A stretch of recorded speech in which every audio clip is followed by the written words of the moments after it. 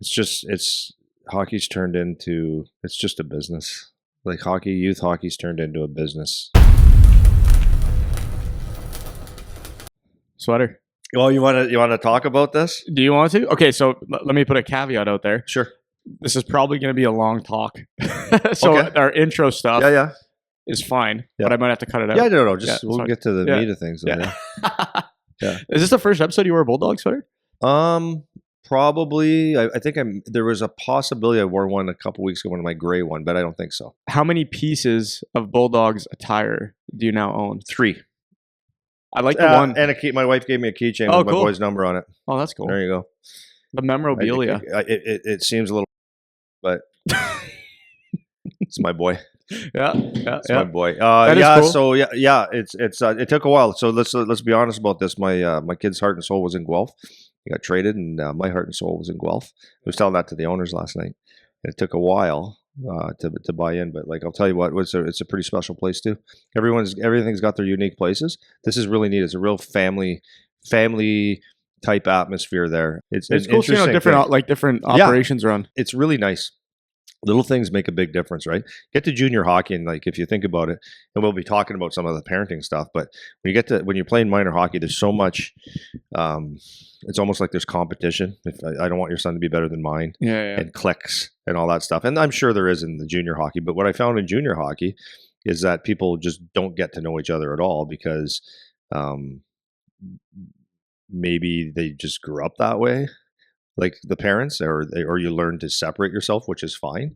But the other side of it is that you're going to possibly spend 4 or 5 years together, 3, 4, 5 years together. Like the parents, you mean? Yeah. Yeah. So if you're going to spend 3, 4 years together, you're playing different positions. You're not in competition with each other. And it's interesting to see the dynamic, how some people really are shy away, and that's your choice.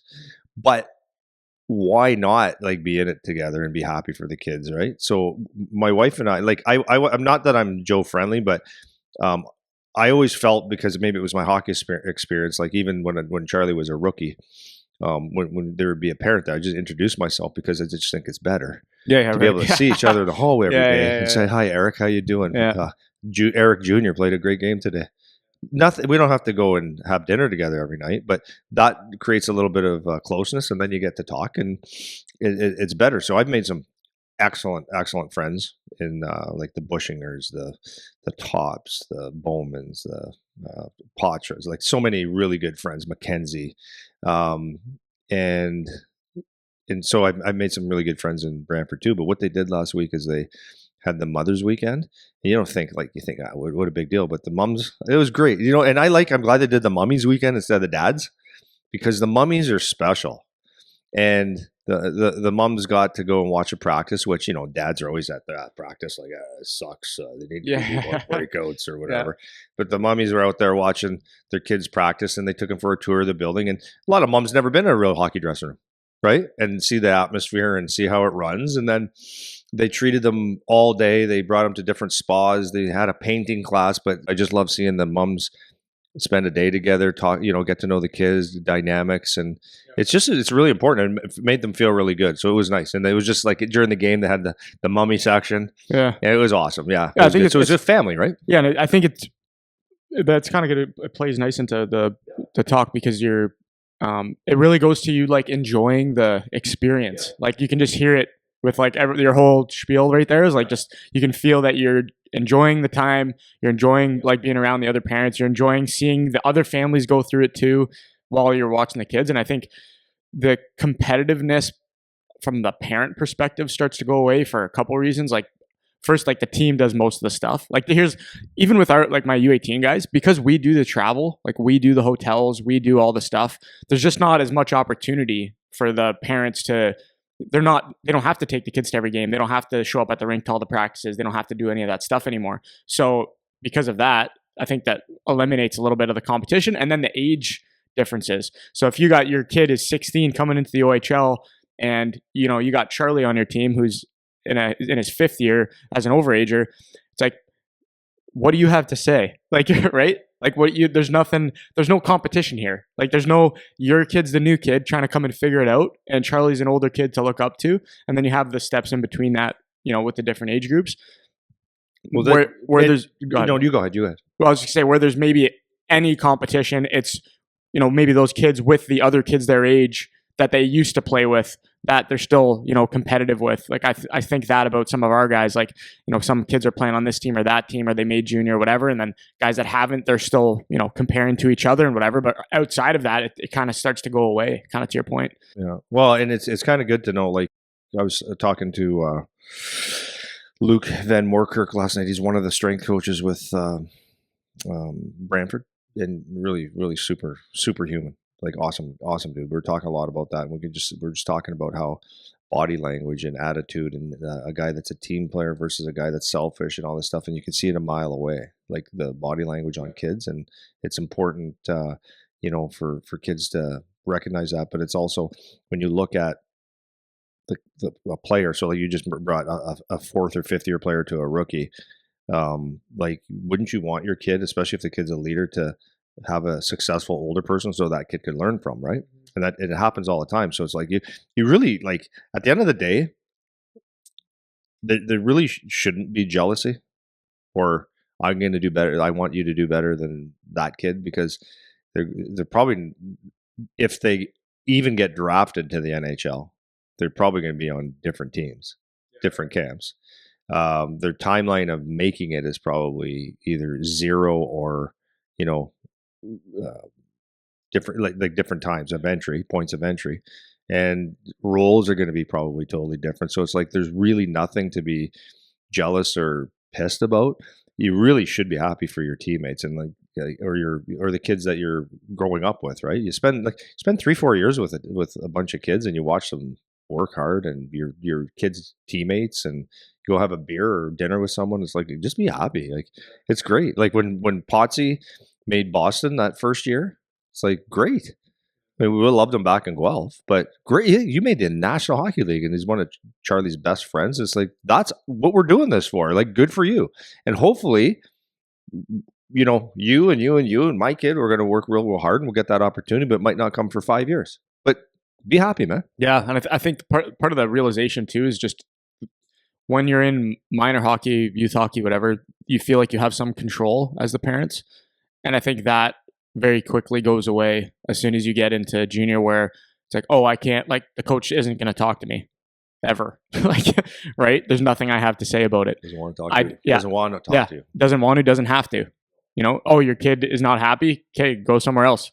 Like, we got another guy that can come and play. So do you want to be here or not? Right? That's what it turns into. And I think that realization helps to get rid of some of that too. Because, I mean, you've made this point before too, is just you can try to force your kid to do things or be something he isn't in minor hockey to a degree. And then once it all kind of comes together, and at the junior ages, you can't do anything anymore. There's nothing you can do. When he moves away and he's either going to do the right things or not, like, there's not a lot of control you have anymore. And so I think that changes the dynamic among the parents as well. Your kid could either lead his life, or he's going to follow, one of the two. Yeah, exactly. Or be a neutered cat, like, whatever. So, kind of, I guess, branching off of that, we started doing the series. We're going to do 6 episodes, like I said, last one. The last episode, we kind of just did like more of just like an overall, some general thoughts and such about parenting things in general. Today, we're going to do the pressures of parenting. So I'm going to kind of just bounce through basically just the hot topics of where, like, the pain points or the pressure points where parents might feel they don't know what to do. They don't know how to make a decision. They don't know what decision to make. They don't know who to talk to, and just provide some direction through a lot of those topics. And a lot of the stuff we talked about a bunch, but, things change. But I feel like for us, even though it's been 4 years or whatever since we talked about some of these things in detail, I don't really feel that differently than the last time we talked about these things. So it's nice to see that those kind of principles that we're talking about are still staying true, even though, what we were doing back then versus now is a lot different. Where your kids are at are a lot different. Me now having coached several years is a lot different. I have a different vantage point, but a lot of those things are still holding true. So, I guess I'll start walking through some of those themes. Do you have anything else to mention just in general about, feeling the pressure as a parent within the youth hockey setting? So before we're getting to junior, we're talking about how things kind of change in junior and stuff like that. Do you have any general thoughts about that or advice for parents in general before I go into any of these specific things? The answer can be no. I'm just throwing Yeah, it to you. I'm saying I could always come up with something and Yeah. I could go on a tangent, but I know Yeah. that we got a long thing, so I'll just more or less answer questions. But at the end of the day, like this is my thing. And last week or last episode, I feel like, and I actually forget what it was about, but I feel like you had to explain, like maybe it sounded like we were being negative, but it's not negative at all. What was the basic subject line on that? Like where there may have been a negative tone, or We were just talking about like parenting philosophy. Why are your kids in sports? What are you expecting to get out of the game? Why do you want them to participate? Like those types of things. What are your yeah. expectations? So I was basically I think a lot of it was like most of you like it was like most of you aren't going to make it, like like that type of tone, which is just the truth. But the thing is like, so I just wanted to maybe add to that, like some of you will though. So like it's not like we're being like jerks saying you're not going to make it. Some of you will, and it's important that you try. And I think it's you know, it's important for parents to realize, like, if there is something there, like go ahead and give them opportunities, but like you don't have to go nuts with it, right? But you can enjoy it. Like you enjoy it, and some people are going to make it, and sports are the best, man. Yeah, I think my way to phrase it for when we're talking about this stuff is we're having the adult conversation with the parents. Like, we're not saying this is how you go talk to your kids about them trying to play their sport or whatever. It's just we're talking to the parents, having an adult conversation about what to expect and how to think about things from our experience. I guess it's not meant to be a a shoo tell your kid they're not going to make it and quit on sports. Like that's not what it's about. But these are some of the things that basically the most common questions that we get about youth hockey. Okay, so the first one, we'll talk about when to jump to AAA or move up a level. So last week you had mentioned one of your hot points. I'm sure when I when I post it, because I still haven't yet, is you don't have to play AAA when you're 10 years old, right? That was one of the things that you said. So go into a little detail on that. You could use your own kid as an example if you want to, of just the decision making process. I probably will, because it makes the most sense. But like, you don't have to play AAA when you're 10 years old. That's the end of the story. Like, you don't have to. Like, so I think if I'm seeing everything the way I see it, if I see everything the way I see it, and using my little pea brain, I think what happens is people, when their kids play sports, or not sports, hockey, yeah, just hockey. When we play hockey, I think for the most part, a lot of parents are new to it. Like, I know some people played some house league, or they played a little bit of hockey and stuff like that. But when you have a kid, you like, it just seems like you parents are almost in competition to have their kids move up and be really, really good. And just the fact is, at 10 years old, you're just playing hockey. No one knows. Like, a kid might love hockey, and I've had so many parents say, like, yeah, but he loves hockey. It's like, but does he? Love the fact that you're playing hockey, but when it's actually real hockey, you might not like it. So just go and play the game. Like, if I was a parent, I would go play the game. Be very, very good at where you're at, and enjoy it. And you don't need to get hung up on all those things, because the hockey, when you're a teenager, when there's hitting changes from earlier years, right? Now, when I looked at with my kid, the reason that he moved to AAA when he was 11 or 12, whatever it was simply because I saw a kid truly, not just pretend. He was the best kid in the area, yes, but I still wanted to hold him back. I wanted to hold him back for, number one, for financial reasons. I didn't want to go travel all over the province, going to tournaments, buying 3 different jerseys in a duffel bag and all these different things. I just wanted to enjoy the community, because he had friends there, and it's the most important thing is you go play with your friends and enjoy it. So, but what happened was he was very good, and I was like, almost like, and I tell him this all the time. I said, like, sometimes I'm his worst enemy, because people know me and I have a presence in hockey, like whatever that means. So like, people almost want to see him fail or whatever. So there was, being the better player in the area, what I found is that he really wanted to be around hockey. Like, he wasn't just like, I want to be on the ice, Mark. I want to learn about hockey. I want to win. I want to, like, it was just true from his toes. This is what I want to be, is like a hockey player. So it wasn't about the hockey so much. It was about the environment. And I just felt, knowing my son, that if he would have played, because I watched the year up from him, if he would have played that level, there was kids that just, they didn't They didn't care. At 10 years old or 11 years old, no, but probably 11 years old, they didn't care as much about hockey. Like if you would have stayed at or Yeah, whatever like it in was, his Essex the next little year small town, wouldn't have been. those kids, and it was true. Those kids went and played with, and some of them were decent, but they went and played with kids that, like, instead of wanting, like my son always wanted to shoot pucks, and he put on his rollerblades, not in the wintertime, obviously, but he was always finding a way to play hockey. Then that was the indicator to me that he really loved it. Yeah, on his own, not with me, like on his own. And he would try running, he tried different things, right? Because he wanted to be good at hockey. It was intrinsic. Whereas the other kids would be like, "Oh, we'll go shoot coyotes tonight," like, which is great. But that's we'll go push coyotes because we're country guys, right? Or we'll go on the snowmobile, or we'll have a party and all that stuff. Like, but my kid wanted to do that, so the environment was like if he was around kids that wanted to be more hockey oriented, it would just make sense for him. Yeah. Like, and now I might be sounding like, yeah, but my kids, like, everyone would say, well, that's my kid. It's not. But I mean, you got to be able to read your kid. But anyways, it wasn't about the AAA hockey because you'll figure out the hockey part. It's just there's no rush. So okay, so I want two levels to this. So you were talking about how it's important he stayed and played with his friends. He's with his buddies. The life considerations, all that stuff. Math starts to change as he gets a little bit older. When did your decision making change from, okay, now he's in AAA, he's doing well. When did it change to now, like, okay, it's time to be like more serious? So I'll give an example. What do you mean by serious? Yeah, I'll give you an example. So a kid that we're talking to, his dad, who's a super smart guy, was kind of saying like, yeah, like last year we were thinking this year we're kind of thinking like, okay, what do the next couple years look like now? Like if he seriously wants to pursue hockey and try, my kid's expressed that he wants to do that. We're not just looking at next year. We're looking at next year, the year after. We're looking at, what is a plan for him that he can kind of follow over the next couple of years without getting, derailed or what's going to give him the best opportunity. Me as the dad, I have to pay for something, right? Either way, I'm going to pay for this or I'm going to pay for that. So where should I put my money that's going to put him in the best environment for the next few years now?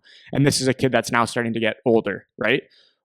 Did the math ever change where you started to go to that mode? And if so, when is that kind of the appropriate thing now? Or especially now, so like a key difference, sorry to keep going, but a key difference now is we do have the open borders thing now in Ontario, right? So now you do have some choice. You could decide I want to go here versus there and make some decisions as a family. So that's kind of a different thing that we weren't necessarily talking about 4 years ago. So when does that kind of decision making come in for the kid, assuming we're still in like the youth level? Yeah. So let's just stick to the kid first. First of all, there is no grand plan. There was never a grand plan. Zero. Like for your kid, you're saying? Zero. Yeah. And this is it's kind of the luck of the draw. It's like even when you get drafted, if you got drafted in the first round of the Erie Otters, and the Erie Otters sorry, Erie, that's where you are this year, or Guelph Storm last year, you were probably going to a bad team. It's the luck of the draw. So I feel like we lived in Essex, Ontario, which is part of Windsor, and they didn't have the boundaries. And the only time that I made a decision to move him, it was a very, and the story, I wasn't putting my son in an environment with a person that I didn't trust, like the values and stuff like that. So if he wouldn't have been able to go to Windsor instead of like the Sun County area, then he would have just played in Essex. That's what it would have been. That wouldn't have done one thing different. Mm-hmm. You know what I mean? Yeah. So it's like, I wanted him to be in a good environment. Yeah. So we asked, listen, there's going to be two things are going to happen. I didn't make a demand. I said, we're not playing here. You can move him up a level, which I don't think is good for my son. It would have been, but the environment there wasn't the best either. But you can move him up. We'll deal with that. Or you can release him, let him go to Windsor. And they didn't want to, but then they said, no, we'll let you go, because I'm a good human, right? no, but like I didn't do it in a jackass way. I said it's an environment and the people understood because it was obvious. So that was the only reason we moved. But if they said no, none of these, you're gonna have to go back, then go play in Essex, I said, okay, that's fine. He'll play AA again. No big deal. So that was the first answer. There was never a grand scheme. In fact, and so like the other part of that, what I was saying is like,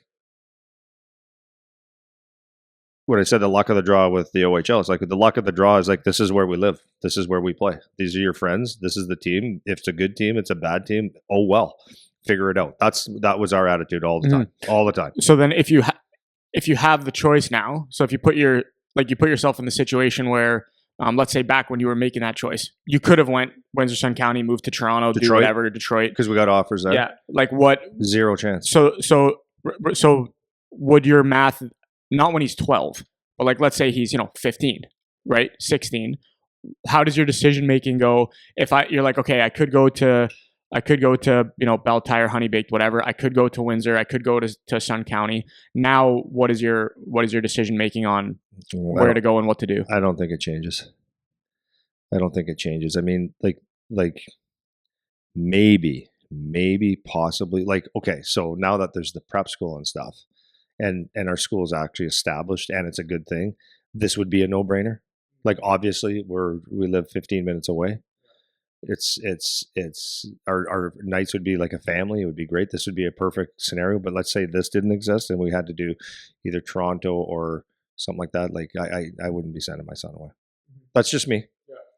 Now, when I talk to parents, I tell them that exactly that, but I understand the landscape and how people feel they have to think.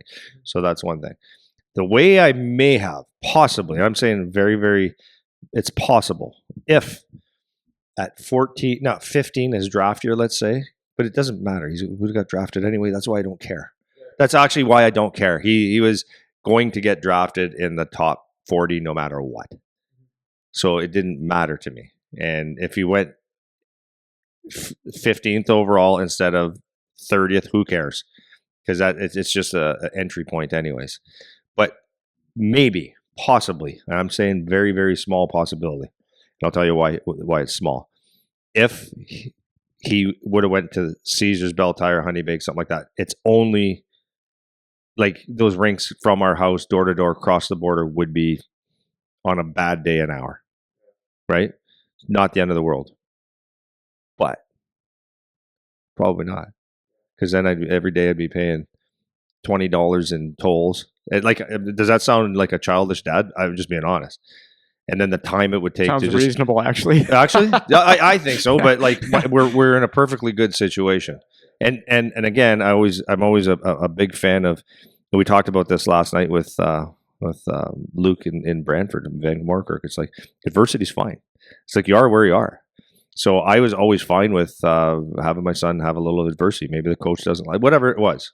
We play on a bad team, but they didn't play on a bad team. Everyone was good. So I don't think I would change much. No, I wouldn't. Yeah. And I think the parents, it's easy to get caught up. Like you have, again, this is why I like having a conversation, getting your thoughts on it. Because you have, going through it, you already had the perspective of zooming out and just being like, it doesn't actually matter that much, right? So if he's going to be good, he's going to be good. If he's not going to be good, he's not going to be good. And that's it. So like, I don't, me strategically putting him in a certain location would be marginal differences. Like it's not like that's going to make up the bulk of whether he can play or not, right?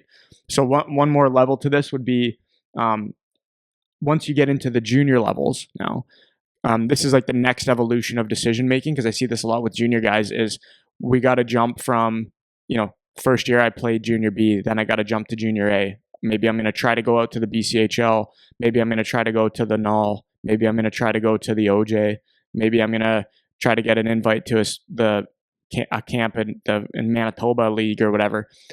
What are your thoughts on, at the junior level now, trying to move up, jump around to teams? Like how important is it at that point to try to progress through junior if you're not a guy that, you got drafted, you're going to play your 1 year of junior B and then jump up to the OHL? Like, so if you're the guy that maybe it's going to take you a little longer, maybe assuming you have some actual potential. Like if you're a guy that's going to go and, play junior and that's the cap, that's not what I'm talking about. It's more just like the guys where you could potentially, maybe you can get to a school, maybe you could get now again, eligibility change. Maybe when you're 19, like what's his name in Guelph there, you get your first year in the OHL when you're 19 or something like that.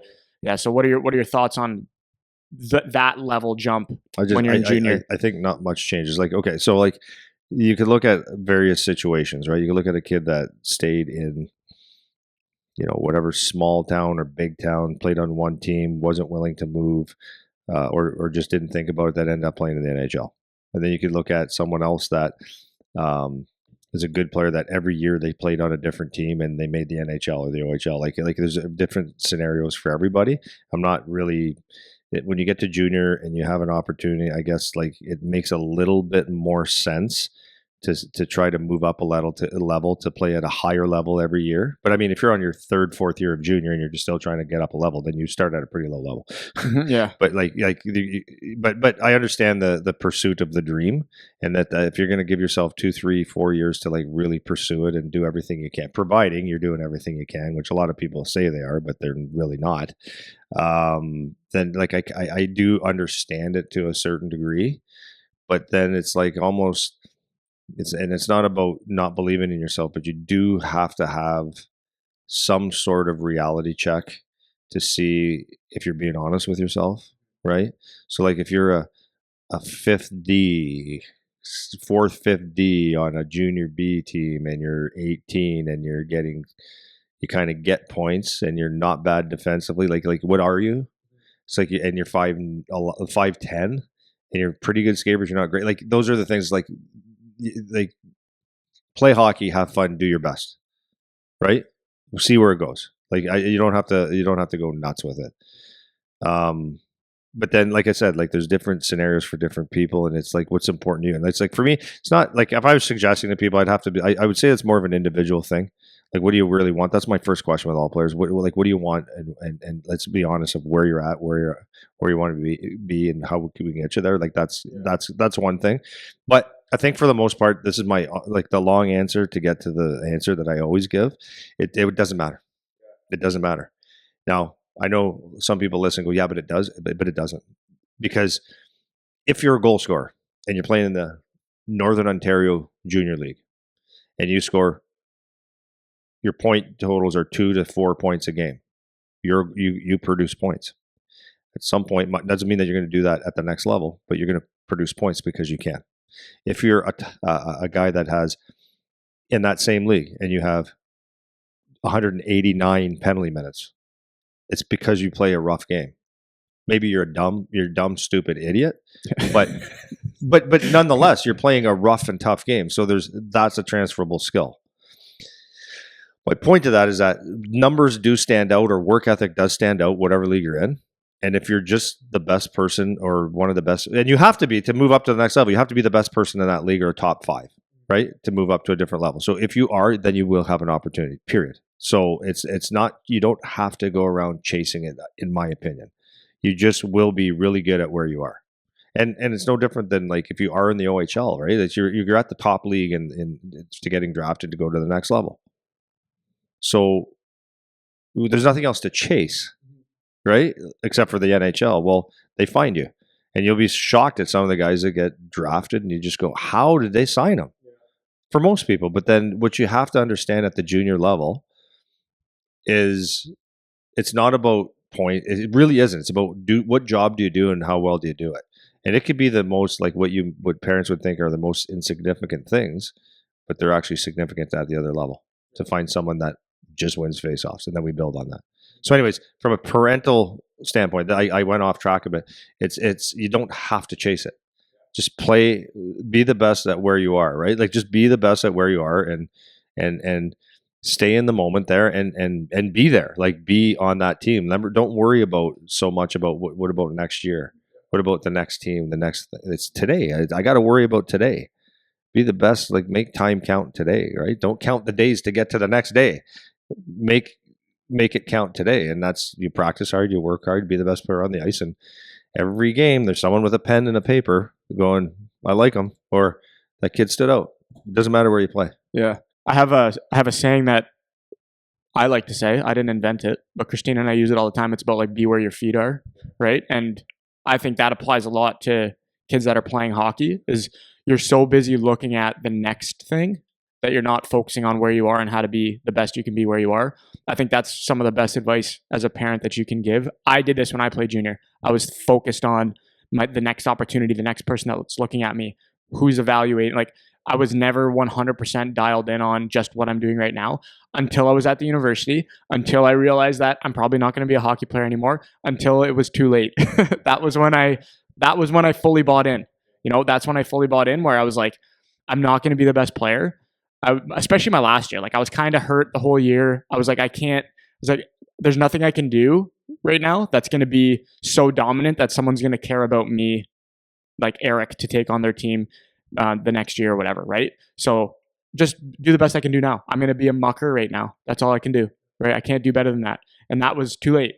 So if you can figure that out when you're younger, when you're in junior, when you're in minor hockey even, it's a hard thing for kids to figure out, but it's a good message for parents to give, is just be where you are right now, focus on what you're doing right now, and then we can make the next decision, when the next thing kind of comes. I have a thing for myself. I think I may have said this before too, is like when it comes to making the next decision, you'll know when it's time to make the next decision. So like for me, the example I always use is when to stop playing hockey. That was my big one. And going into my third year, I almost stopped, but I knew I wasn't sure. So I was like, okay, I'll play. I'm going to play. I'm going to not make the decision. That was what it was. It wasn't I was deciding either way. I was like, I'm just going to keep doing what I'm doing because I don't know. And that is one of the like best things I ever could have done, because the next year I was sure. You knew. I knew. Yeah. I was like, I'm done now. I got to focus on my life. I got to focus on something else. Yeah. I'm all good, right? And like, so I think when it comes to making decisions like that, you'll know when it's time to make it. Like most people, you have an internal feel of like, and sometimes it'll be wrong. Like sometimes your gut feel will be wrong, and that's life. You can't control that. But if you're making the best decision you can with the information you have, that's all you can do. The only thing I'll say about the jumping around, my 2 cents on it is, and I've actually learned this more from watching the girls and talking to Mary actually this year, is if you want to find a place to play, you will, right? If you chase it enough, and you really want to find, like, the amount of Division III schools, the amount of ACHA programs, the amount of whatever, is it going to be the highest possible level? It'll be the highest possible level for you. If you really want to chase it till you can't chase it anymore, you can. You'll find a school. You're probably going to have to pay a lot, but you'll find a school. You could find a low-level pro team, a junior team to continue playing if you want to that bad. But this conversation is more so for the, chasing the highest levels. Because I know a lot of guys that, like, the one guy, Shane, remember Shane that worked with us a few summers? He's still playing in Germany. He's been playing over there for like 10 years, right? So he's been playing like second or third league pro or something, bouncing around. And he's been playing hockey since he played junior B, played Division III, and then went over and played pro. And he's been doing that for 10 years. And every time I talk to him, he seems happier than a pig in shit that's what he's doing, right? So you can do that if you want to do that. But for this, like, tailoring this conversation for the parents, it's like more leading if, you want to make it to the highest possible level and get the best opportunities and the best pool of players and all that stuff. It's more tailored towards that. So but that's my only 2 cents on that. If you want to find a place, you can chase it till you're blue in the face, and you'll probably find somewhere that will take you, kind of thing, So the next one I want to talk about was training and skill development stuff. So this gets more into the conversation of the keep up with the Joneses. These guys are doing this camp. These guys are going to train with this trainer, yada, yada, yada. So what are your thoughts on the what you need to do extra? So let's say you have your team that you're playing for. Whether you could give the prep school example now because we're in this, or you could do like the normal AAA model, whatever. You have your team, you have your practices. Now there's the what else? Yeah, to me, it always comes down to like the again, I say this almost every podcast. So you have motivated parents, you have motivated players. They usually don't live in the same house. Motivated player will always find a way to make himself better. Motivated parent will find a way to get them to every camp, clinic, because nothing's ever going to be good enough and all that shit. So you're going to have whatever team that you're playing on, you're going to have a couple practices a week, a couple games a week. Basically, you're on the ice 4 times a week. Some practices are good, some are bad. You have to be able to recognize yourself, like if you have deficiencies in your game, if you want to fix them. If you want to fix them, then you got to find a way to fix them. But the trick is, and this is the thing, is that I listen, man. Because you go to a stick handling clinic or a power skating coach or whatever doesn't make them a good stick handling clinic guy or a good power skating coach. It just might be ice. And it's like you have to be able to decipher that. So if I'm going to go and take whatever it costs to go to a camp or clinic, let's say it's 30, 40, 50, $70, something around those lines for an hour of skating, I hope it's good. Yeah. Because if I go to you and there's 20 kids or 5 or a private lesson, I don't give a shit really. If you go on the ice and it's like, okay, today, like, hey, I don't know if you sat there and you have a real good plan and you know my life and you know my skating, you can break it down or whatever the issues are. If you're that might be helpful. Might. But if you have 20 other kids on the ice, like, how is that helping me? So now you're just getting reps. Is the reps good or bad? And I don't know if you went to YouTube and got a drill. I don't know if you're smart.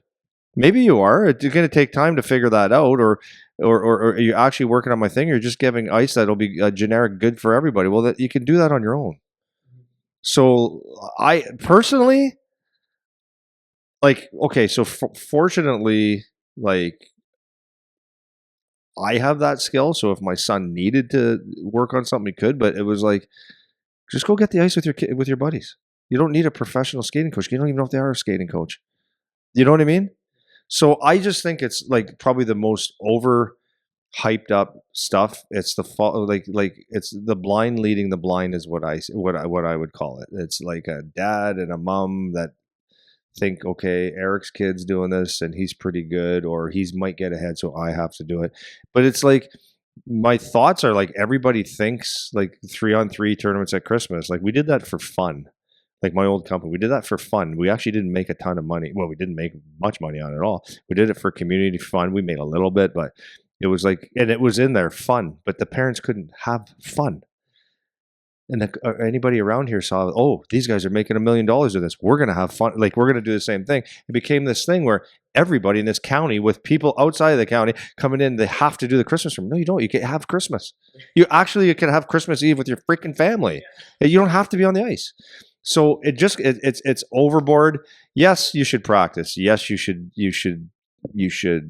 but you don't have to worry about it, man. You don't. And I know there's a whole camp of people that say this guy's an idiot. You have to keep up. It's like, no, you don't, but you do whatever you need to do. Like that's actually my thoughts. I'm a bit of an asshole about it now. So I am. So bringing it, like, I guess keeping it to the point for like the parents that feel the pressure, right? So you're feeling like, okay, so I play on this team and now the season's over and all these kids are doing this, 8-week whatever camp for their shooting. And then it's like, okay, well, that's, $600 or whatever. And okay, they're all doing it. My kid wants to do it because his buddies are doing it or whatever. They all, the reputation and what people say is this guy's really good or whatever. So how do you go about that process as the parents to decide? Okay, let me take a step back for a second. I know what you're saying. Just let me. I know. I always come from the framing of number one, like logistics, cost, family dynamics. Answer those questions first, then you can make a decision on whether or not you want to do something or whatever.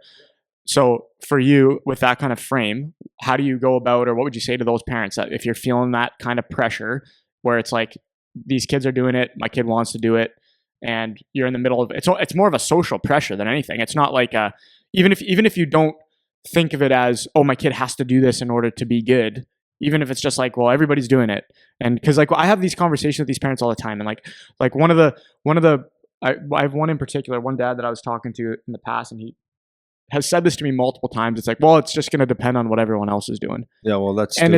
it's like, I'm sorry, that's stupid. Yeah, it's just like, how is that a way to make a decision? No. Right? Like, is it good for you? Well, doesn't every parent say, well, if your best friend jumped off a bridge, would you? Yeah, right.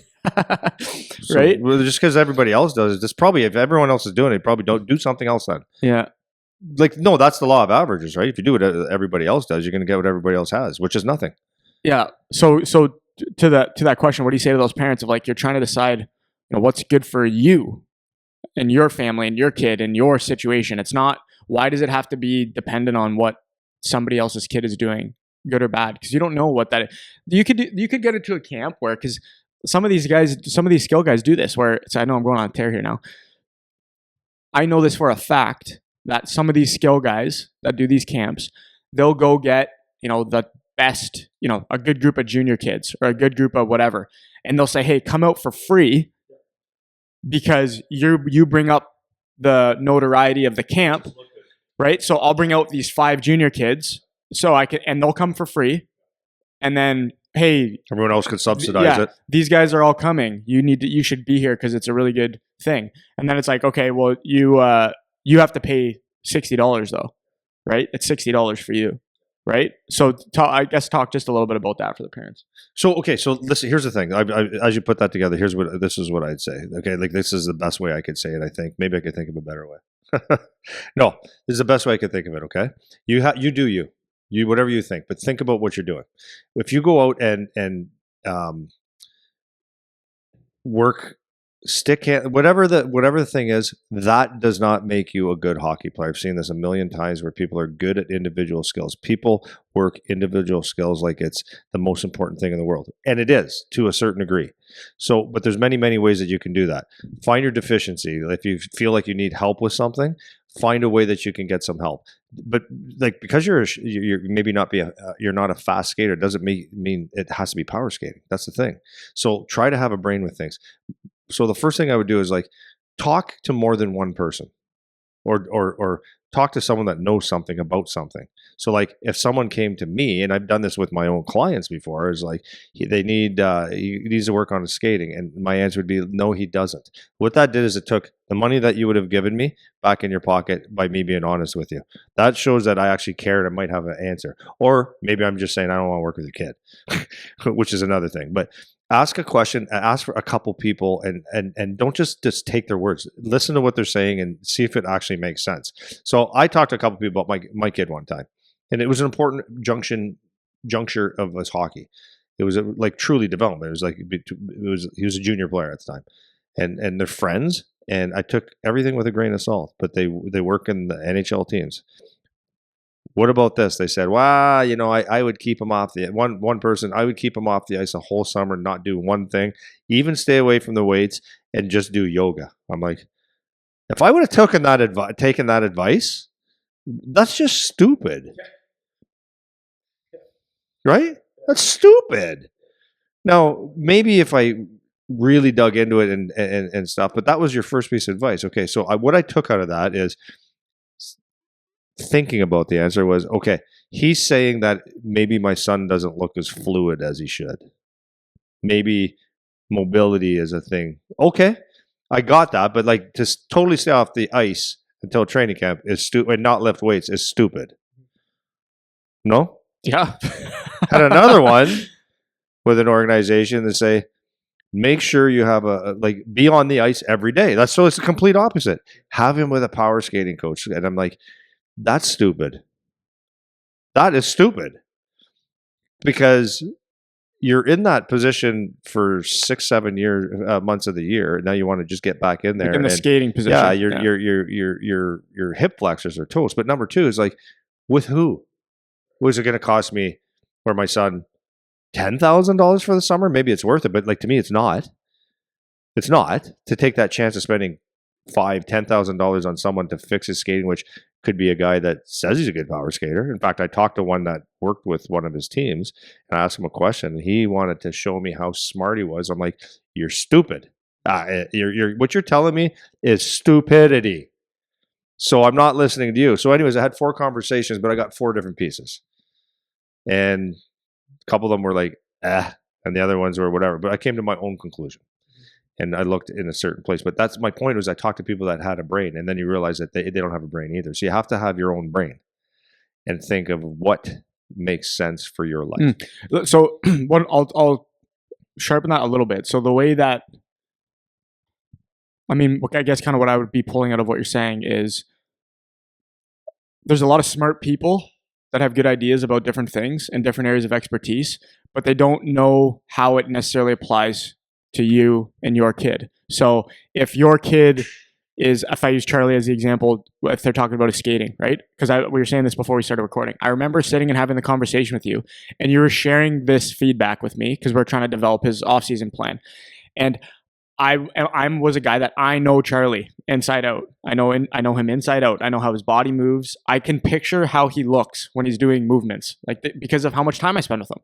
And so you're giving me the feedback of what you're getting, these different pieces of advice from people that are probably smart, but they don't know Charlie, right? Yeah, they don't really know Charlie, right? If they've watched a couple games this year, it's a very surface level understanding of that individual. So their advice to you on how they can improve him is not very specific, because how would they know? They can't, right? So it's not necessarily, some of them might just be stupid, but it's not necessarily that they're dumb or they're giving bad advice. It's just not tailored specifically to your situation, which I guess to your point is, this is why you have to be able to digest information and pick out what the pieces of knowledge are. So for you are fortunate, again, like you're in hockey, you have a good base of knowledge in fitness and things that matter. So when Buddy says, hey, he should be doing yoga, you have enough knowledge in your brain to say, okay, what he's maybe pointing at is more the mobility stuff or how he's moving,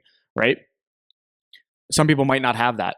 So part of it that's tricky is, if you can't do that part of it, then you need to you have two choices. You either have to educate yourself on what the actual problem is so that you can have an opinion on what makes sense or what doesn't make sense. Or two, you have to trust somebody, right? You have to trust somebody. And then there can be a lot of trial and error in that process of like what actually will make an impact. So when it comes to doing the training and the skill development stuff, when you're feeling the heat of, oh, other kids are doing this, other kids are doing this, other kids are doing this, on the one hand, it can be just like, yeah, my kid wants to go have fun with his buddies and do this camp and I can afford it and that's fine, right? That's one reason.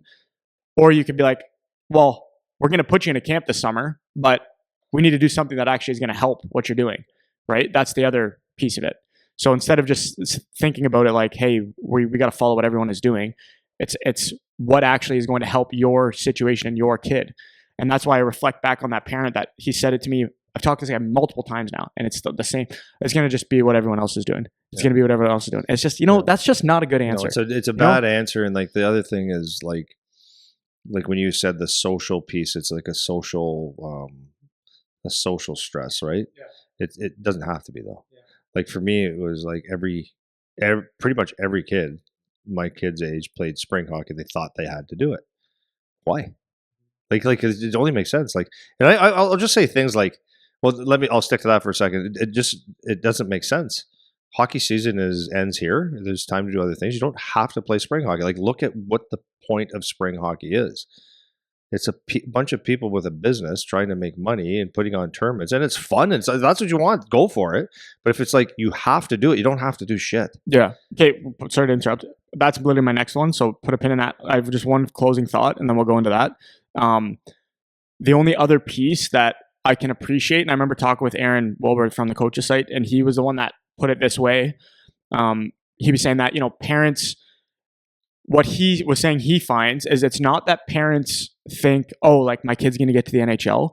He was saying that they get addicted to people thinking their kid is good, right? Yeah. So they feel like they like hearing, oh, like your kid is so good. He's such a good skater. He's such a good this. He's such a good that. And they like that feedback more so than... It's expensive feedback.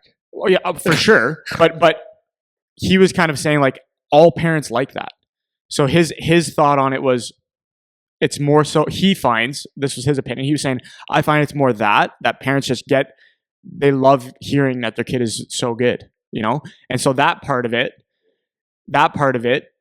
if I take that and because I agree with that, I think parents could feel that for sure. And then you're looking at your kid compared to the next kid. And let's say your kid's not as good and you're feeling that gap. It just comes back to another ego thing, right?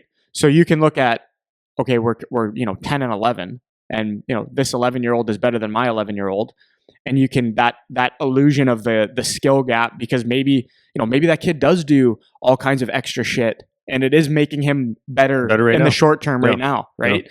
Or he's just bigger, or he grew first, or whatever. And you feel like you're chasing that development illusion pre-puberty is what can fake you out as the parent a little bit. Definitely. And you definitely can. So you get in that little chase of like, oh, everyone keeps saying, Johnny's so good, Johnny's so good, Johnny's so good. I don't want my kid to fall behind, and I can see that they're behind, so I have to make sure I do all this extra stuff. And I think that's the only other element that kind of plays into the skill development extra stuff, is you can start to feel that pressure of, okay, my kid's falling behind. I don't want him to fall behind. I don't want people to think he's no good. I don't want people to think he can't keep up, or he can't play AAA, or he can't make this team, or isn't good enough for this spring hockey thing and all of that. So, but I know I'm cutting you off here, but this is the question. The question's in that answer. You're talking like a parent. I don't want my kid to feel this. I don't want my kid to feel this. I don't want my kid to fail. Like you, the parent, are making the decision already. It's your problem. It's your problem. It's not the kid's problem. Yeah, Kids will be 100%. fine. Yeah, and I think that's my Yeah. that's my Was that your last point to that? that's Were my you point. trying to say Yeah, that? that's my like So I last. caught the drift? You caught the drift. Yeah. That's my last little piece, and now we can go to the spring hockey thing because that was my next one. That's I guess the next kind of pressure is like doing the spring tournament, the brick tournament, the Quebec tournament. I don't know if Quebec's not a spring tournament. It's a team invite thing, whatever. But whatever, it's a real interesting thing. Yeah, brick tournament's the same thing. Yeah. That's a spring thing. Every other invite tournament, even now, like the older ages still have it, dude. Like we have our showcase that we're doing, that Matterhorn showcase. There's all kinds of all this shit to do in the off season. So talk a little bit about that and have your thoughts or your opinions on that changed at all since we talked about it last. No, Okay, it's not. It has not changed for me. It's hockey's turned into. It's just a business. Like youth hockey's turned into a business. Pressure to go into Charlie got asked to go play for an American team on the brick thing, and I looked at the guy and said, "No." He goes, "No, we'll pay for it." So it's good now. I go, No, I'm not going to Edmonton, Alberta in the summertime for 2 weeks. And now listen, there's a lot of people that think, yeah, like a couple of friends of mine they're in the NHL, executives in the NHL, and their kids, yeah, we're going. Okay, that's cool. That's fine. But no, their kids, and those kids didn't do anything anyways. But some kids do. Like, I'm not saying, like, again, you do whatever you want, but for me, no, not necessary. It's not worth plane tickets. But for me, it's more along the lines of this. It's like people say, "What's an experience?" It's like, if you want to have an experience, you'll earn your experience. Do you know what I mean?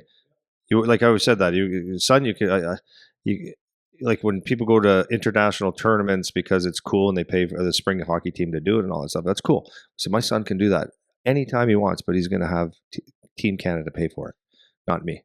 You have to earn that stuff. To me, those are the things that you earn. The thing, and my other point is that like you can only play so much hockey at 100%. And if you're doing this, that, the other thing, so what? And I've said this a million times, right? If you go to a lot of these kids play their team and they think it's not the real season. That's a bad attitude. Parents say that, right? Well, it's not. The real hockey starts in spring. It's like, okay, no, it doesn't, because it's not a real team. And you're going to tournaments and paying for perceived success and status, and it might be good. You might love it and all that stuff, but it's not real. So, and then it's the training, and this is like you're never off the ice. So how do you give 100% every time you go on the ice? You can't. You're learning how to play or practice at maybe a somewhat acceptable pace, but you're not giving shit every time you go on the ice. So if you're doing battle drills every day, at some point battle drills become less of a battle, right? Effort goes. So like to me, it's like staying fresh, staying sharp, playing for your team, playing for some pride, playing for the logo, playing for your teammates. That stuff's important. And then when unfortunately, and I'm just saying this is to the parents, I'm like, you can do whatever you want to do. What you're going to find out one day is your kid is going to be competitive. Like he might even be the more skilled kid, but if he doesn't have the compete part, it won't matter anyways. And because when you play against, you get to the OHL and you get Matt Andonovsky for Kitchener and Matt Hlachar from Kitchener, who play a pretty heavy game, and they just decide that they're going to run your face into the glass. Like, you have to be willing to play hockey. That's where you can love hockey all you want. You got to be willing to do that. If Ryder Bolton and Owen Protz and Brantford decide that this shift I'm going to hit 5 people really, really hard, and you're one of them, like that's where the real hockey begins. So all the other fake success it's not real, right? So where would you say that it's good to do spring hockey? Well, I've always said this too. It's like if you do what you want, but it's good.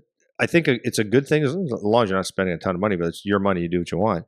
But I think it's good if you missed a lot of hockey that year. If you didn't get a chance to compete, maybe you broke your hand, broke your elbow, whatever, ankle, right? You're injured for a period of time. You didn't get to play a lot, or you played for a coach that just rolled a couple lines. You didn't get to play. Like, yeah, you might want to get some game experience in you, right? So go ahead, right? you don't have another sport and this is what you want to do, I guess. I don't know. Yeah. Yeah, No, that's just fair my, enough. my point to it is just not important. It's not. So I guess my only 2 cents on the spring hockey thing, I think I agree. Like if it's you had a bad experience playing your year and you want to play some more games, I think that's fine. If you got hurt or whatever, I think that's fine. From like you brought up the point about it being an experience, like you want to go on a vacation with your family and play in a tournament or whatever. I think that's not my preference, but I think that's fine. If you want to go do that, that's fine. Um, but again, it always comes back to the same things we always say is like, why are you doing it? Is it you're doing it because, hey, your family's super rich and you want to go to Edmonton for 2 weeks in the summer and it's a vacation and you're fine to blow the money to do that or spend the money on that and that's valuable to your family, fine. Like that's fine. But if it's because, well, if he plays in the brick tournament, he's more likely to go to the NHL. Well, I can't even say it though. Dude, I had I had a OHL owner tell me that. So like, and Charlie was fine. Like he was a good player, but I had no like at the time. I mean, he was before he was 12 years old. He was a good player, but not. He was fine. And this guy said that OHL owner said you got to get him to the brick. I go, I do. He goes, yeah, you have because that's when they you see where they fall into place. And I said, you're an idiot. So this is what's funny is because I still see the online commentary about this kind of stuff where people are like, well, the most kids that go to the NHL like come out of this tournament or whatever the thing is, and like I've looked up like the stats on this kind of stuff because I'm a numbers guy, and like the vast majority of kids that go to the brick tournament do not play in the NHL, the vast majority. So it's like it's impossible to be a vast majority because if there's a tournament. How many teams are in a brick tournament? I don't even know. Let's say there's 10. Yeah. 10 teams times 20 guys, that's 200. There's only 100 guys that play in the NHL, or 700 to 800 guys that play in the NHL. So not 200 guys every tournament are making the NHL. Yeah. 100%. So they'll say like the highest percentage from that tournament go. And I'm like, I don't even know what that means. It's like the vast majority of kids still don't. Like, so what is your what is your stat? I don't understand what your stat is, right? So if Connor Bedard went to the brick tournament, Connor Bedard's Connor Bedard, right? That's it. Because your kid went doesn't make him any closer. Doesn't make him Connor Bedard, right? And so I don't know why it's hard. Like I see the online back and forth about it, but that's all I got on that. Next one, this one I think would be a little bit quicker. So I wanted to talk a little bit like the structure of your local youth hockey system. So now, because the open borders thing in Ontario, everything's different. So I think this is worth talking about. So I'll tell a quick little story. I remember back like maybe a couple years ago, I kept getting tagged by this guy on our accounts. And he was trying to I don't exactly know what he was doing because I didn't watch all the videos, but he had some kind of grievance with his local association, right? And for whatever they were doing was wrong. We need to, have a vote. We need people to, stand up against the system and like this kind of vibe. And maybe they were right. I don't know. And I don't care. I just that stuff happens and that's fine. Maybe there's a really bad thing that happened. I don't know. But that just reminded me of I was thinking about that with this point because every situation is different. Certain systems are trash and they're run horribly and people don't care and all of that. Certain systems are much better. They have better people involved and maybe they have more money to give a better experience and that kind of stuff, which is fine. So with that kind of framing in mind, what are your thoughts for the parents? So let's say, you're playing, your kid's good enough to play AAA, you can afford it, all that shit is fine. And it's just not a good location. It's just not a good center. It's not a good whatever. Coaches are bad. Organization is bad. There's all kinds of politics, if you want to use that word. There's all kinds of there's a lack of development, whatever negative thing you want to throw at it.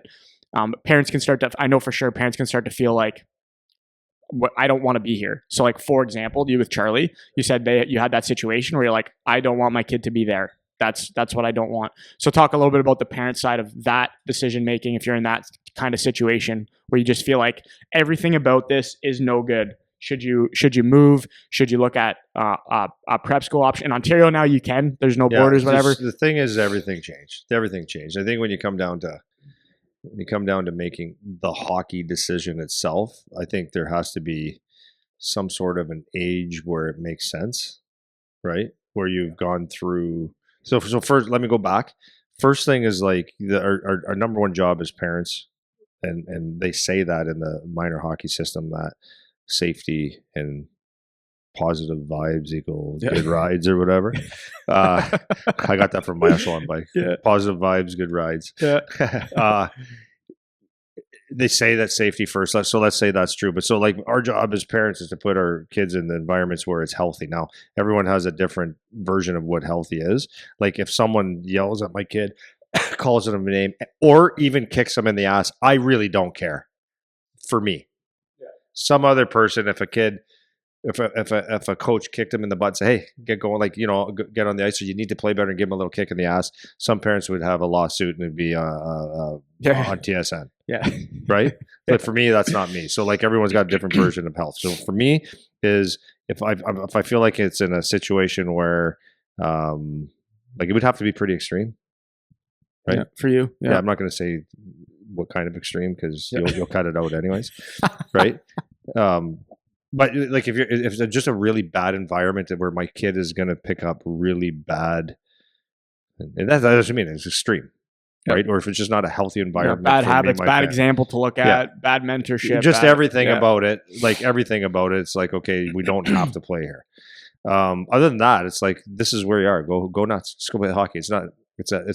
It's a personal decision, not a hockey decision. So when it comes down to the hockey part, I'm a big fan of, just like we talked about already, but being good at where you're at. I'm a big fan of, you're on a shitty team. Oh, well, like there's value in that. You know what I mean? There's actually value in that. Like there's also value in being on a great team, but there's value in just playing on a team like that. So then now we get Ontario. I thought hockey was fine 25 years ago, man. But now we get to the point now where people feel like they have to move away at 14, 15, 16 to get whatever, before their draft year, to be on the best team, to get their best chance of being noticed. And that's totally, now that's just a family decision, and that's what you think that you need to do, then you got to do it. I mean, it's just part of what people think. For me, it wouldn't have happened. It just wouldn't have. I mean, it just wouldn't have. It just wouldn't have. That's all I can say. I would love to interview somebody from like the OHF or something and see what their thoughts are on how the open borders thing has, like their interpretation of how the open borders thing has been, whether positive or negative. Be a great question. Because this exact conversation that we had 4 years ago, where you would say, because you live on this side of the street, you have to play here and whatever. I think maybe the how do they say it? That the essence, what's the word for like the nature of why they did something, in the name of why they did something. Well, there's a word that I can't find. But anyways, if their goal was for it to be like, hey, basically anywhere you live, you probably have at least two options, right? So like Windsor, there's Windsor, Sun County, and us. Now there's three, right?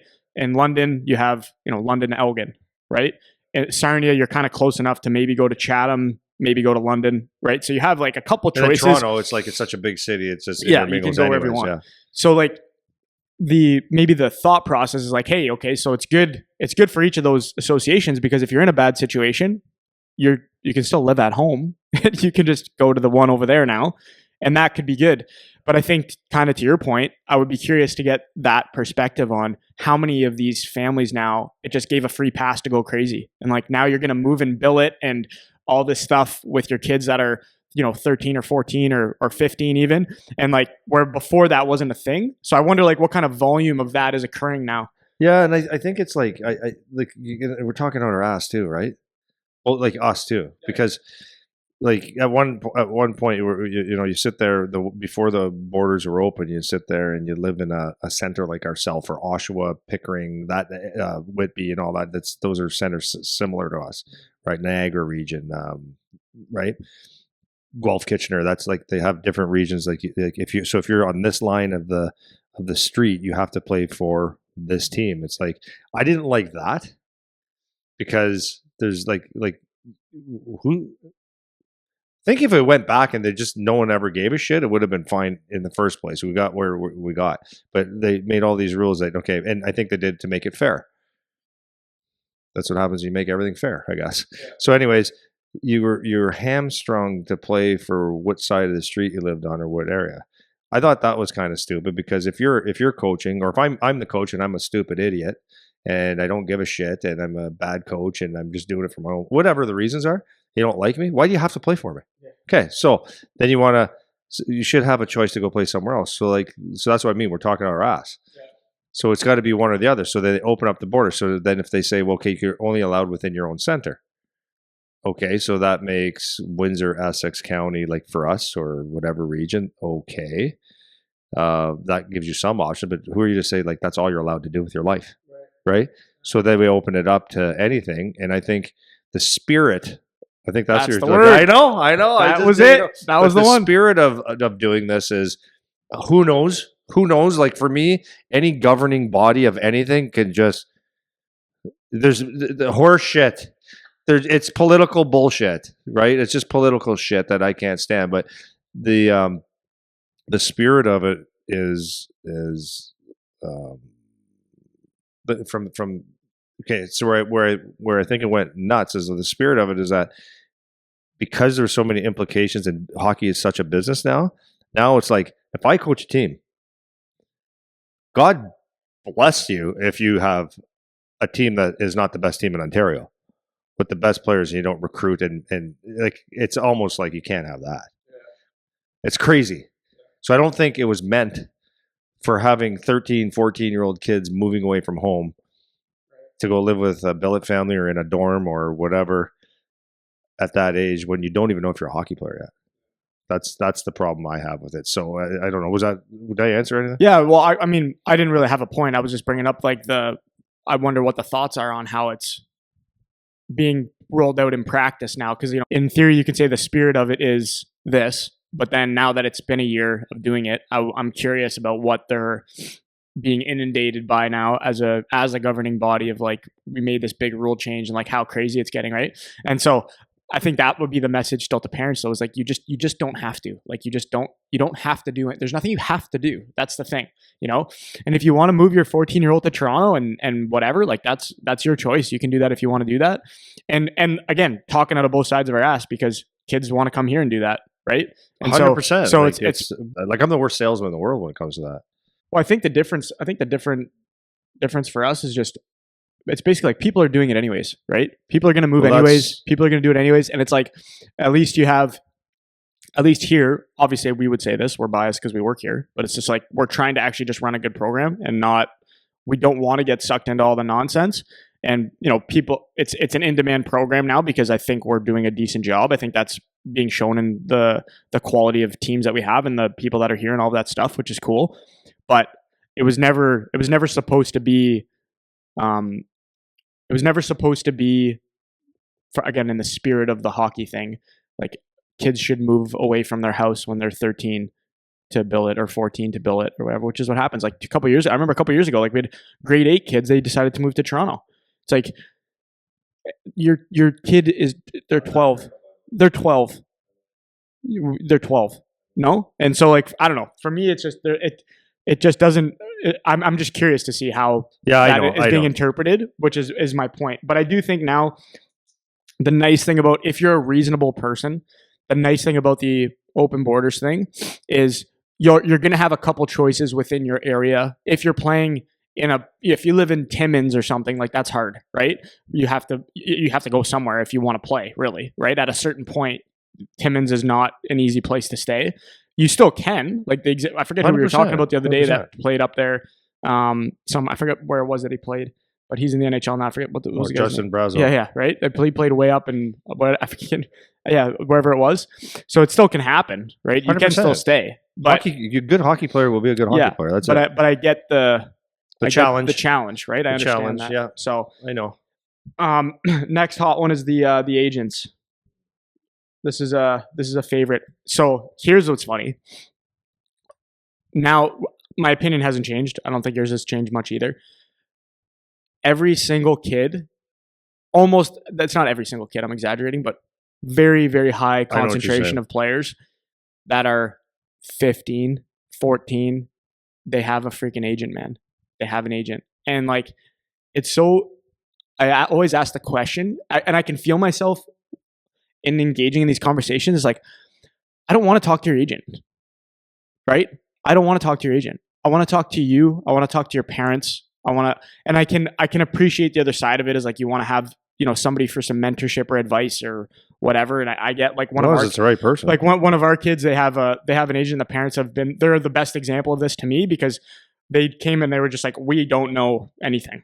And so they're using the agent to we want to have filter information right? and help them make a decision. Which I get that part of it for sure. But this, again, to use your term, the spirit of why you would have an agent, why you need an agent, what it's for, I think is lost. I think it's lost. I think it's just people think they need to have one because everyone has one. And if you don't have one, it's somehow going to hurt you. If you don't have one, you're not going to have someone advocating for you to move on to another level. And I just think it's the volume. And what's so funny is I don't know if people know this. Your agent, I see the same agent's name for however many tens and tens and tens and tens and tens of kids. And I'm like, I don't know how, and that's only the slice of pie that I can see. It's like, how is this agent working for you? Like, I don't know, right? If you have 50 clients, if you have 90 clients, and it would be like an NHLPA certified agent who probably has another deck of professional hockey players, right? So how many clients does this guy have? Right? So like, what can they do for you that you can't do yourself or that you need them for when you're 14 or 13? That's a question I've never really been able to get a good response on that. The only thing I see is just the family that they have no clue at all, and they're looking for someone to bounce information off of. I can get that side. The other thing people get is that's the ego thing, right? But you think about this, like it's an ego thing. Yeah, I got an agent that called me. My agent said this. It's like, okay, you're 15. Like, think about this. This is someone you typically don't know that says to you, hey, like if you're the higher end hockey players, like if you found someone that's going to take 4% or 3% or 2% or 1 or 5 or whatever percent if you ever get to make money. So when you break your nose, slice your face open, break your toe, fight somebody, block a shot, work out every day, puke, run hills, do all this stuff so that someone can take a piece of paper and say, okay, I'll get 3% of all that. That's what it is. Now, that's not saying you don't need one ever, but there's a time and a place, and it's just another side of business. Like there is a time and a place to have one, and there's a time and a place where they can and are very good for you. It's not when you're 15. Right. Yeah, like I'm thinking of more from the BioSteel angle. Like you're dealing with, endorsement deals. You're dealing with extras. It's like outside of your contract stuff. That's where like a lot of the players, I know they're like, I'm not negotiating this. Like I don't know how to negotiate this. Like, and then your agent can help you manage that part of it, which is not when you're 15 or 14 or whatever. And so I don't know if people realize that. Like one of the kids, no, I'm not going to say who because I don't think I should. I remember I was talking to his dad early on, got an agent in his draft year, and then the draft happens. The kid did get drafted, but now did get drafted. And talking to the dad like a little bit after the draft, things didn't necessarily pan out junior wise. And the dad's just like, yeah, like I don't know what the agent does. Like I don't know what he's doing. Like we were like, hey, can you help us? Did this, that, or the other thing, and like he's not really responsive to that, and he's not really helping us in the way that we thought. And it's like, well, yeah, because his job is not to do the work of getting you on a team. His job is not to do the work of finding the place for you to play. Like that's not, if you have somebody that's going above and beyond and helping you do that, then fine. But like, that's not really what their job is, So I think it's just a lot of people just don't understand fundamentally what it is. I had a conversation with an agent a couple weeks ago. This was funny because some people that we've talked to, they include their agent in every step of the way. So if they have an agent, I give the courtesy of including the agent, right? That's something that I like to do. So I talked to this guy on the phone. First of all, couldn't get in touch with the guy. It was impossible. Finally, he gets back to me. Talk on the phone it was maybe a 3-minute call. And he goes, yeah, so what do you need from me? And I was just like, Oh, I was like, I might not need anything. I was just like some of the players that we talk to, they include their agent on everything and they want them to be involved and whatever. And the agent was like, oh no, like that's just something you do with the family. Like you talk to them. Like it's not up to me. Like they'll pick what they want to do and whatever. And I was just like, okay, so why are you their agent? Like, what's the point of you being involved in the conversation at all? Like, why did the family even mention?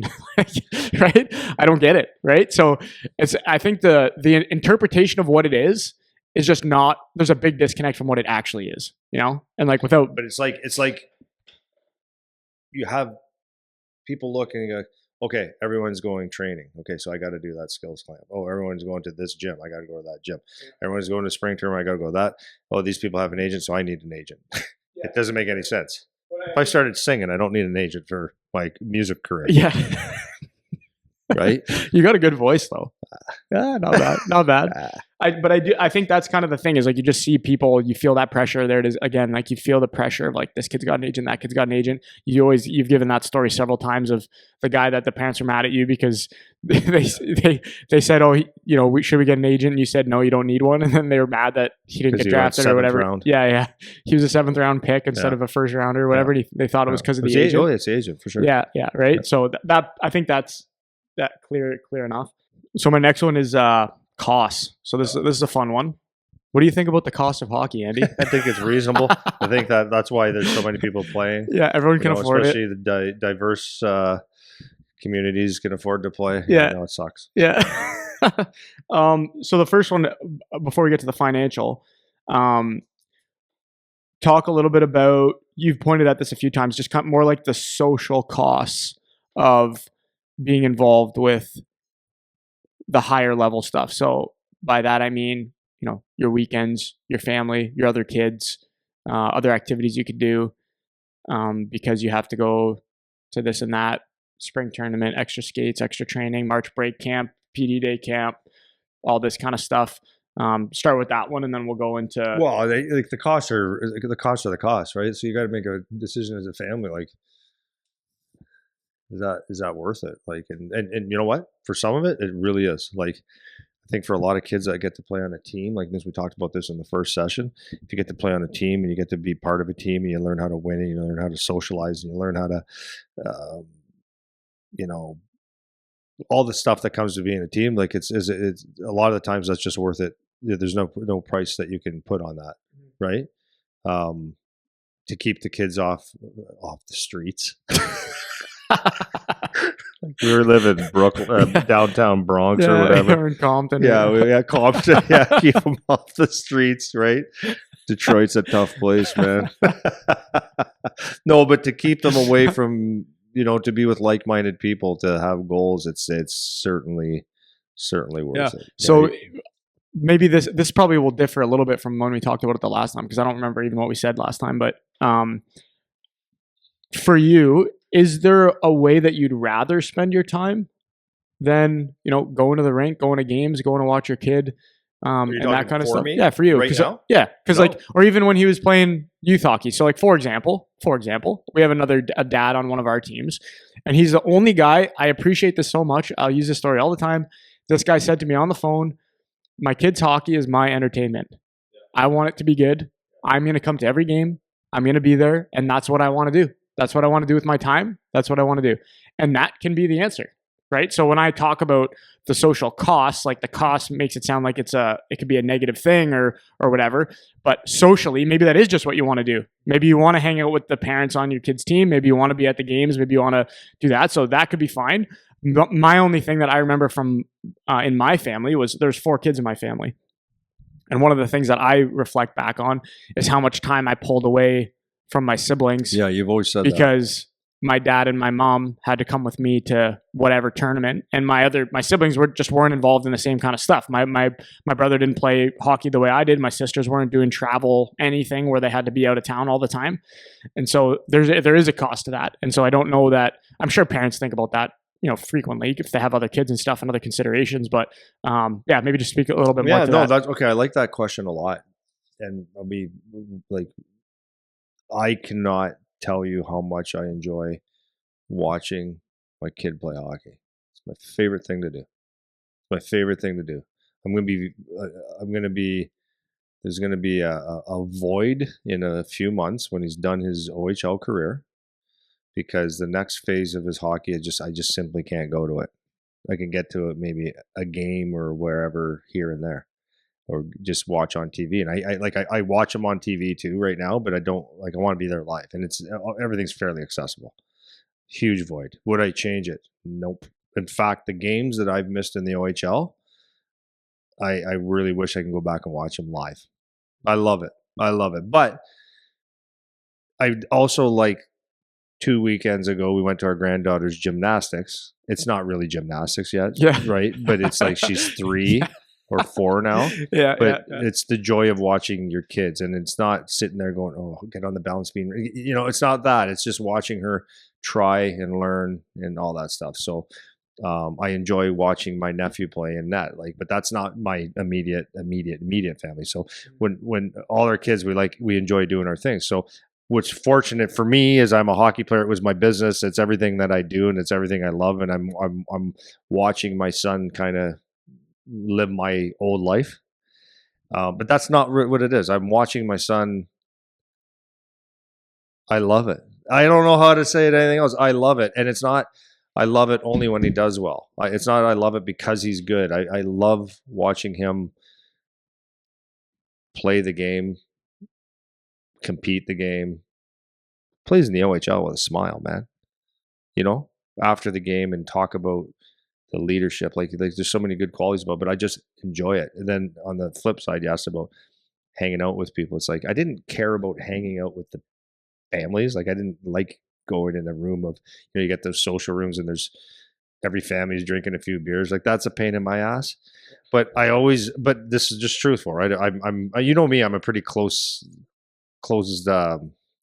small circle guy. So I like who I like. I'll hang out with who I like. I'll give you all the time I want. So I've always had like those few people like, yeah, you want to go? Yeah, we'll go have dinner, go have a few drinks or whatever. And social with everybody. But I had my friends and we had a great time. We had a great time, dude. And I didn't go sit there and watch practices. Like every now and then I'd pop in and watch, but I just love watching it. I wouldn't change it for one thing. So the question was, if you can't suck and blow at the same time, right? Unless you have like nothing but time and nothing but money, right? So that meant for our family, yeah, I'm not doing a renovation on the house till Charlie's done hockey. I'm not. We're going to drive. Well, we never suffered for anything, but this is going to be put off until he's done hockey. Is that stupid? I don't know. We don't have a second mortgage or anything. We've paid, like nothing like that. We don't go to Hawaii. My wife has been on a couple trips. She's spoiled though. Yeah. Right? No, she's been on a couple trips. I don't go on vacation. Every now and then, like we'll go to a small one, and it's a pain in my ass, but I'll do it for my family. Right? But my vacation and my pure joy is watching hockey. That's what I love. I love it more than anything in the whole world. And when my son's done, it's done. So is there a cost to that? Well, to me, it's not. It was just awesome. Yeah. That was my vacation and my entertainment, and I love every second of it. And I'm not sugarcoating it. Yeah. I love it. So we have a couple, like Jimmy Sandu. His son was drafted to Guelph with Charlie. They play on Brantford together. And he's the same thing. It was the highlight of my week every week. He runs a business. He does very well for himself. He goes, I just want to go to every game. I love it so much. I go, it's the best, man. Yeah. It's the best. Yeah. Yeah. And so I think that's probably a little bit different than maybe some of the points you made the last time of just like, yeah, there's going to be other costs that you have to consider. But for some families and for some people, it's going to be like, yeah, that's what we want to do. That's how we want to spend our time. That's how we want to enjoy the extra that we have. So, which is obviously great. And that's like your family decision. On the financial side now, when we're talking about, what's actually worth spending money on and what actually matters, throw some thoughts out on that with respect to the gear, the extra tournaments and stuff like that. Having to do extra travel to go to wherever, this and that, and just like the cost of hockey overall, and then where you feel like things matter versus they don't matter. Yeah, there's some things that are costs, some things that are investments, right? So like when you say the cost of, let's say, the equipment, the gear and all that stuff, you can do much better than what you think you can do. Like I was thinking about this the other day, and I think I was talking to someone about someone the other day. I was looking at one of the kids' sticks here. in our development group. Probably a $500 stick. It's his backup stick. Yeah, you're saying And he's that, got a yeah. couple. And I picked it up and I went, wow. I said, like, we'll see how much you'll like hockey and how good you are at hockey if you had a piece of freaking lumber like we had. But that's not the point. The point was like, I grew up with secondhand stuff. I'm not saying that because poor me. I loved it. Brent Battistelli from Sudbury, his dad worked with my dad. Every year you give him a bag of stuff. See if Andy would like this. I loved it. Shoulder pads, elbow pads. The only thing I got that were my own every year was skates. Were they the best skates? Nope. And I'm saying this with pride. Like, I'm not mad. Because if you actually think about it, you're going to grow out of those things. You're not going to beat the shit, especially all the skates were the same back then, more or less. And now, more or less, they're the same. You know, a quarter of an ounce difference. Really? Who cares?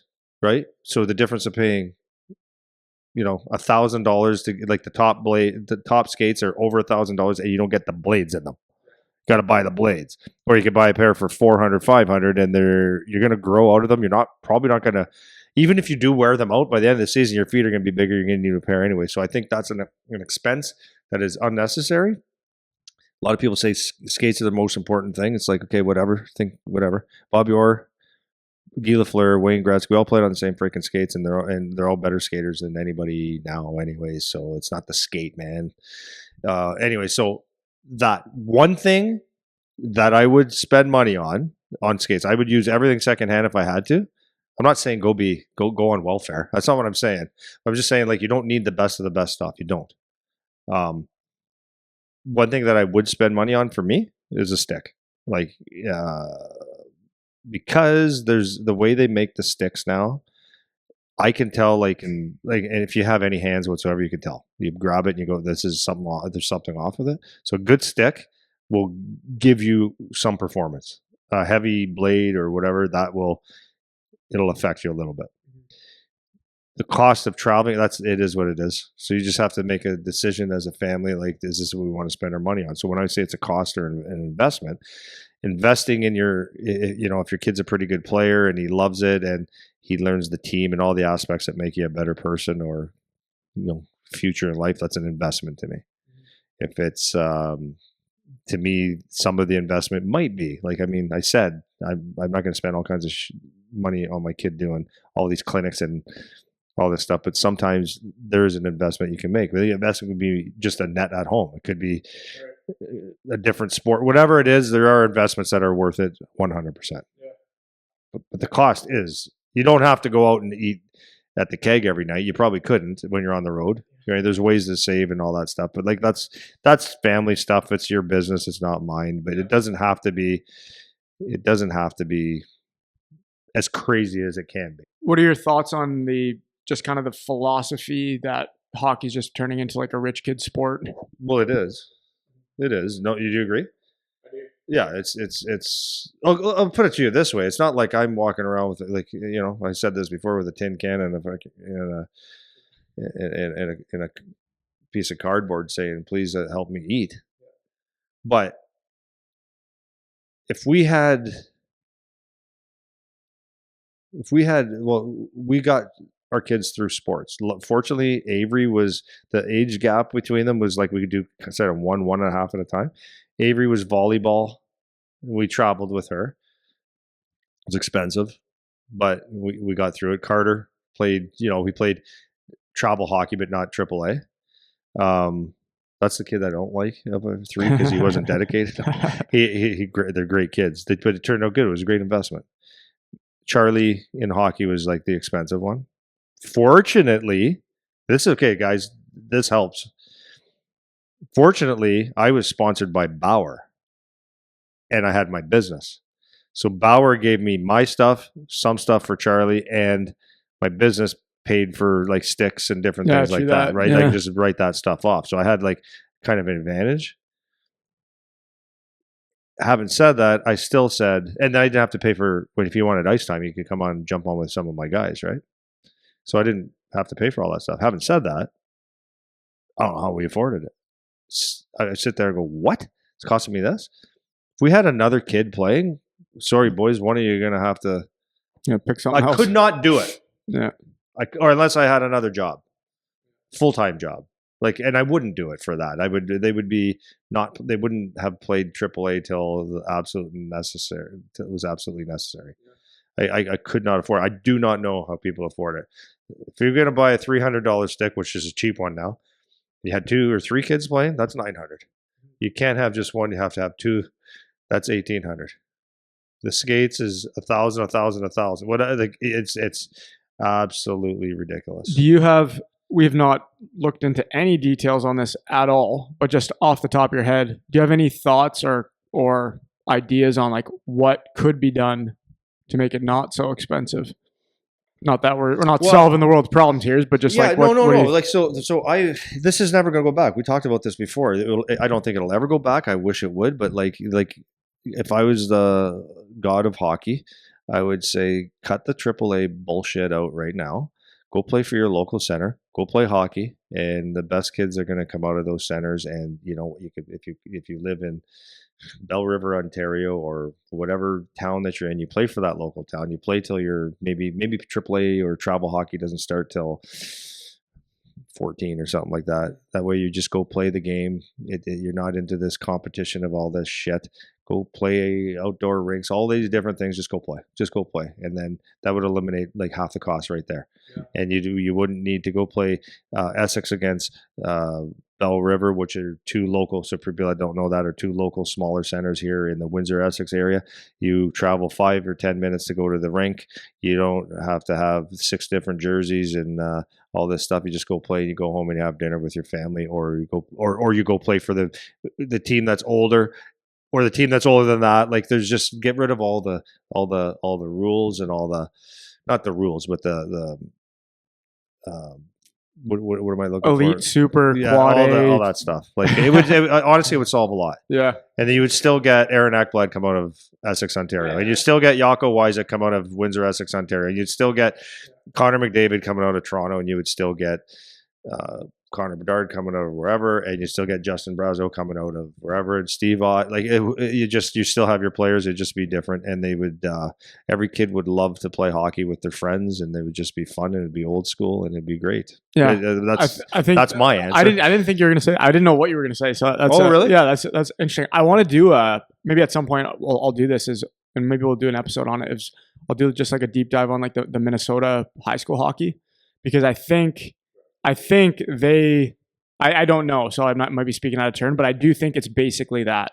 It's like you play where you live, you play for your school, and you go till varsity, and then after grade 12, you're jumping into junior or whatever. It's something along those lines. So I would be interested to look more into that as a system, because they seem to. And I really like that idea. They're pumping guys out. No, dude, I really like that idea, and the reason I like that idea is because like everything we just said could have been summed up. This whole clinic could have been summed up in that. Yeah. I thought about that like a couple weeks ago too. I'm like, in Minnesota, like people always like, we use all this. Should you go to camp? Should you move away? Should you? And then if you just say, well, what do they do in Minnesota? Not that that's the greatest place in the whole world, but all the stuff that everyone else is doing, they don't do, and they're producing a ton of college and NHL hockey players.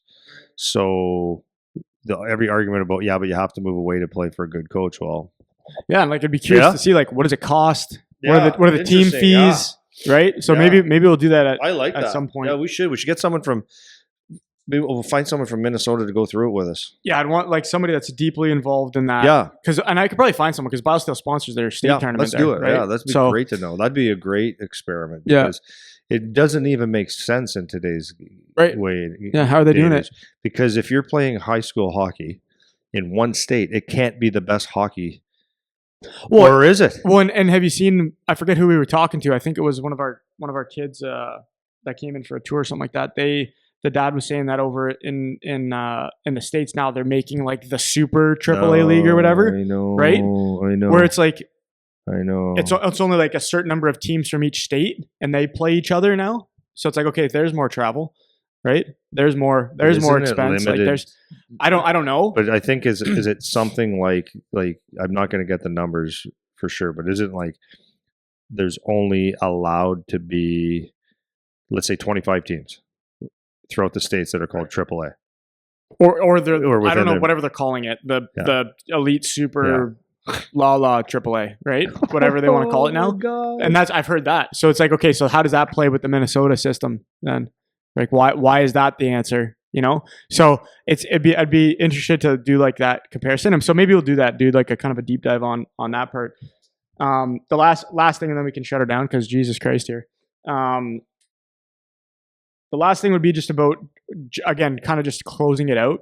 The summarizing, balancing your life from like the parent side of it, balancing your life with the social pressures of having to get involved with hockey. So one of the things that I find is a lot of times people will say yes to things that maybe they don't even want to say yes to, just because they don't want to offend people or they don't want to disappoint somebody or whatever, because we're all just human and we have those human instincts to not want to have those types of feelings for different reasons. And I think sometimes it's more the parents than the kids. Like they just don't want to have to deal with that type of social pressure.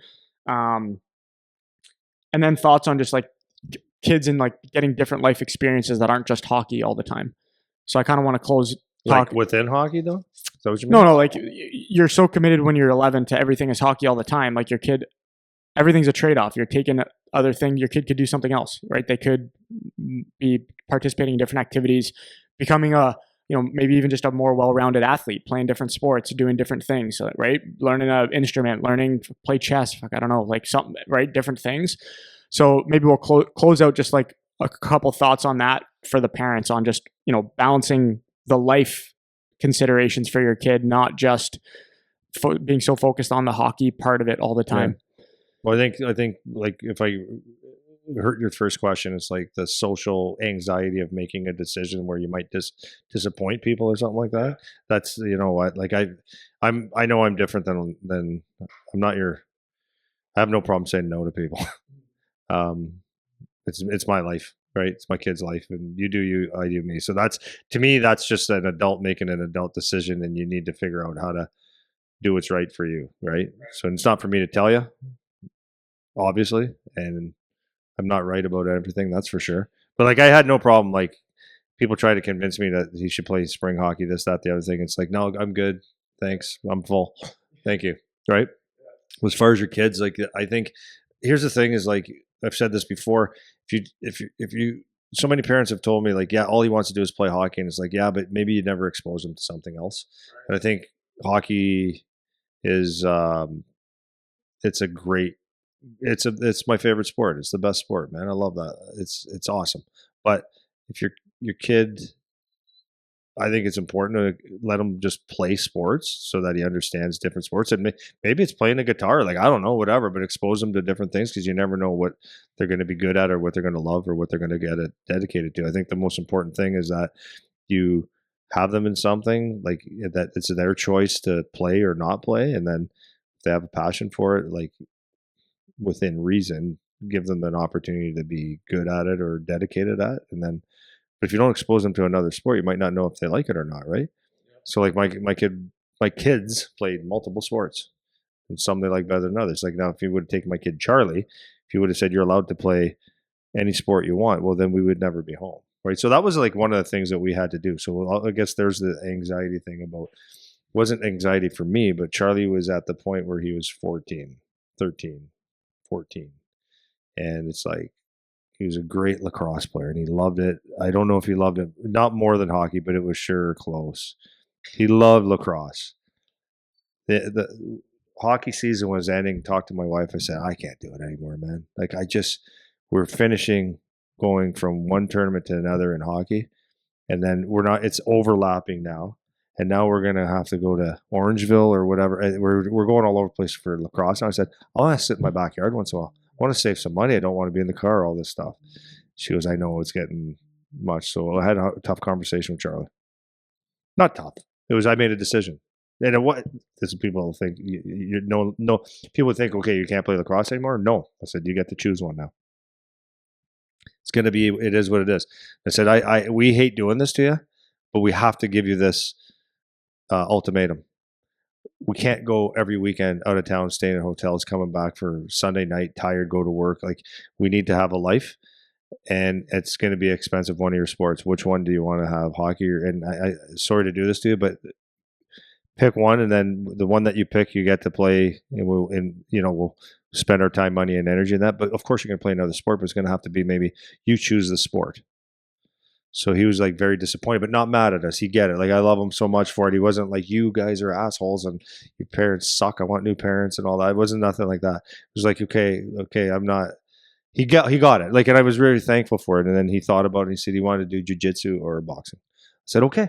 So we went, and then he got excited about it. He got experience to a new sport, and it was more or less the boxing. And then I felt bad because the first gym we were at, it was like just okay. It wasn't dedicated coaches, and it's like he didn't want to say anything to me. But when I'd go pick him up, he'd be kind of by himself and just kind of figuring it out. I go, is this place? First time I said it's not good. He goes, no, it's good. And then the second, maybe a couple weeks later, he goes, Dad, he doesn't really care. So I said, oh, we can find you a new club. So we found him an awesome club, and this guy's so passionate about his boxing. And one of his things when he gets a signing bonus, he told me, and he told Josh, he says when he gets a signing bonus, he's investing some money into their boxing gym because he loves it so much, and he wants to give back to them for all they've done for him. Sweet. That's awesome. Yeah, that's awesome. And then he's met a different type of people, a different style of people, a different type of coaching and all that stuff, and it's awesome. So if we just put him in his two things and we went nuts, I'd have grayer hair than I have now. I would be 40 pounds heavier because I'd be eating everything with a bun on it every 4 days a week, right? Because you're on the road. Yeah. And would have a marriage that'd just be based on my kids taking my kids around Ontario or whatever to play sports. So that was something that we had to make an executive decision on. It was a hard decision, but it was the right decision. He made a decision. We worked it through together, and we enjoyed our life, right? Yeah. Right. So cool. I don't know if that answered any of your questions. No, I'm not going to add anything to that because I'm not a parent, so I like the perspective to finish that. So that'll wrap up the episode 2 of the series. Next one, we're doing what's age appropriate, coaching, training and skill development, and then support and communication. So those will be the next one. That'll wrap up the series. So let me know what you guys think. Goodbye.